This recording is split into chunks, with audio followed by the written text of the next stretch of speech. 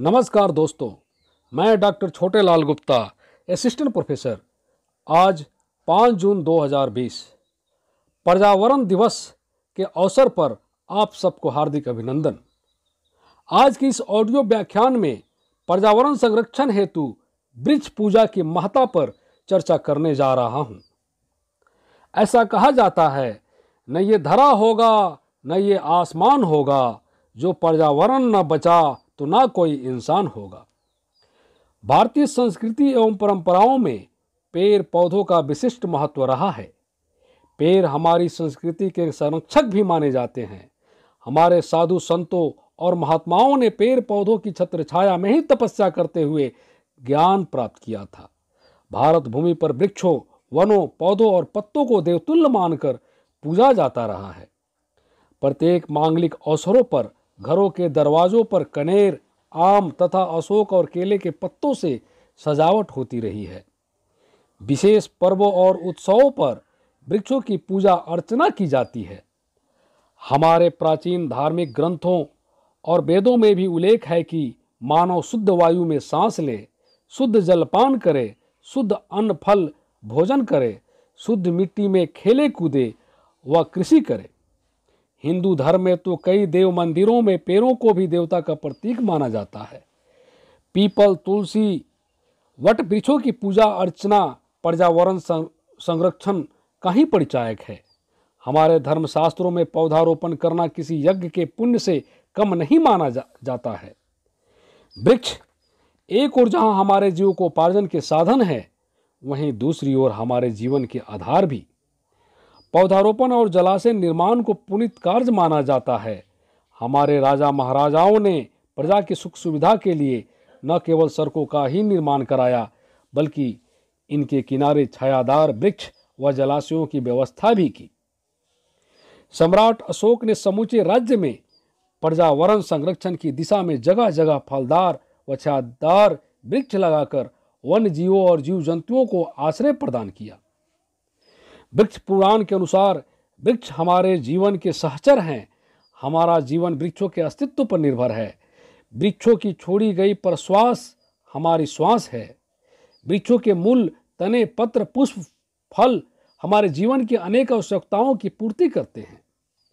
वृक्षों की छाया हमें शीतलता प्रदान करती है। वृक्ष मेघों को आकर्षित कर हमारे लिए प्राकृतिक जल की व्यवस्था करते हैं। भारतीय समाज में पेड़ों की पूजा व नदियों को मां का दर्जा देना प्राकृतिक संरक्षण का ही परिचायक है। गंगा, जमुना, सरस्वती आदि पवित्र नदियों का उल्लेख शास्त्रों में पूज्य भाव से होता रहा है। रामायण में कांड, महाभारत में पर्व और श्रीमद् भागवत में स्कंद शब्दों का प्रयोग हुआ है, जिसका अर्थ क्रमशः तना, पोर और प्रधान सखा से है। कनौ की पुत्री शकुंतला का पूरा बचपन वृक्षों की छाया तले ही व्यतीत हुआ। उसकी विदाई के समय वृक्षों की पत्तियों से आंसू टपक रहे थे। उसने वृक्षों से गले मिलकर विदा ली थी। रामायण काल में राम का वनों में निवास करना और वृक्षों को अपना आश्रय बनाना उनके प्रकृति प्रेम का ही सूचक है। लंका में अशोक वाटिका में सीता का ठहराव वृक्षों की महत्ता प्रतिपादित करता है। वृक्ष व वनस्पति रुद्र के रूप में मानी गई है, क्योंकि ये विषैली गैस पीकर अमृतमयी गैस निकालते हैं। अतः वृक्षों को सींचना नीलकंठ महादेव को जल चढ़ाना ही माना गया है। विष्णु पुराण में उल्लेख किया गया है कि 100 पुत्रों की प्राप्ति से भी बढ़कर एक वृक्ष लगाना और उसका पालन पोषण करना है। चरक संहिता में प्राकृतिक औषधियों व जड़ी बूटियों का चिकित्सीय दृष्टि से उपयोग बताया गया है। नींबू, आंवला, पपीता, सेव, पालक, चंद्राई आदि शरीर के लिए पौष्टिक एवं स्वास्थ्यवर्धक है। मत्स्य पुराण में 10 पुत्रों, बावरियों एवं पुत्रों से बढ़कर एक वृक्ष माना गया है। वृक्षों के प्रति विशेष प्रेम से प्रेरित होकर राम ने दंडकारण्य, इंद्र ने नंदन वन, कृष्ण ने वृंदावन तथा पांडवों ने खांडव वनों का निर्माण किया है। वर्षा का आह्वान, भूस्खलन का बचाव, प्राणवायु का दान और जीव जंतुओं का संरक्षण आदि कार्य भी वृक्षों द्वारा ही संपादित होते हैं। हमारी सांस्कृतिक परंपराओं में प्रकृति प्रेम की अनेक गाथाएं भरी पड़ी है, जिनके क्रियान्वयन से मानव जीवन को सुखी समृद्धि बनाने हेतु प्रकृति प्रदत्त साधनों के संरक्षण की व्यवस्था की जाती रही है। हमारी परंपराओं में वृक्षों की पूजा का विशेष महत्व रहा है, जो पारिवारिक एवं सामाजिक जीवन को सुखी व स्वस्थ बनाने की दिशा में एक सफल प्रयास है। वृक्ष पूजा की परंपरा में कार्तिक मास में महिलाएं पीपल व वट वृक्ष की पूजा कर पानी सींचती है तो पुत्र रत्न की प्राप्ति होती है। कदम के पेड़ के नीचे परिवार सहित भोजन किया जाए तो परिवार फलता फूलता है। जिस घर में तुलसी की पूजा होती है उस घर में यमराज प्रवेश नहीं करता। प्राचीन काल में प्रत्येक शिवालय के पास बिल्व पत्र का वृक्ष लगाया जाता था, जिसकी पत्तियां शिव जी को अर्पित होती है। तुलसी एकादशी के दिन तुलसी के पौधों को अपनी पुत्री के समान विवाह की रस्म संपन्न की जाती है। पद्म पुराण में तुलसी को विष्णु प्रिया, केला को बृहस्पति और संतान दाता तथा पीपल को ब्रह्मा विष्णु महेश की निवास के रूप में पूजा जाता है। चंदन भक्त और भगवान के माथे की शोभा है।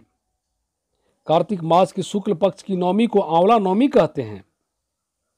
कहते हैं कि पीपल के पेड़ को नियम पूर्वक जल चढ़ाया जाए तो शनि का दुष्प्रभाव समाप्त हो जाता है। चैत मास की कृष्ण पक्ष की दशमी को दशा माता कहा जाता है। स्त्रियां इस रोज पीपल पूजा करती है। ज्येष्ठ मास की पूर्णिमा को स्त्रियां वटवासिनी का व्रत रखती है।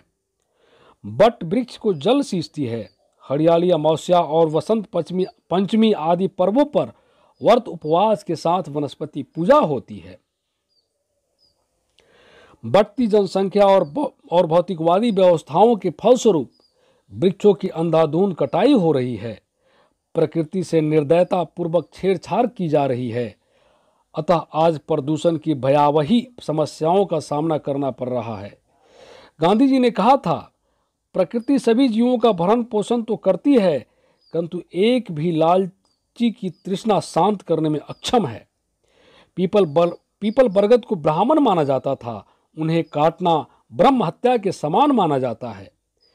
जिन पेड़ों पर पक्षियों के घोंसले हो तथा देवालय और शमशान भूमि पर लगे पेड़ों को काटना शस्त्राकुल नहीं माना जाता है।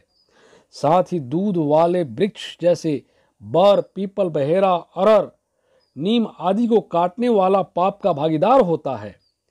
किसी कारण से वृक्ष काटना ही है तो वृक्ष पर निवास करने वाले जीव जंतुओं से क्षमा प्रार्थना करते हुए अन्यत्र पौधारोपण की व्यवस्था की जानी चाहिए। जोधपुर जिले के खेजरी गांव में 1780 में 363 वीर वीरांगनाओं ने अपने सिर कटवाकर मरुस्थल में वृक्षों की रक्षा की थी। बढ़ते हुए सड़कों के जाल, उद्योगों की स्थापना, बांधों के निर्माण तथा रेलवे लाइनों के विस्तार के कारण वृक्षों की अपार कटाई हो रही है। अतः नष्ट हो रहे वृक्षों के स्थान पर नए पौधारोपण पर ध्यान दिया जाए तथा कानूनों को कठोरता से पालन किया जाना आवश्यक है। अन्यथा वह दिन दूर नहीं जब प्रकृति प्रकोप से पूरा प्राणी जगत प्रभावित होगा और हमारे अस्तित्व को खतरा उत्पन्न होगा। आइए इन पंक्तियों के साथ वृक्षों के बचाव हेतु सभी को कृतसंकल्प होना चाहिए। चलो करें हम वृक्षारोपण, पर्यावरण का हो संरक्षण, वसुधा को हरा बनाएंगे, पर्यावरण हम बचाएंगे। धन्यवाद।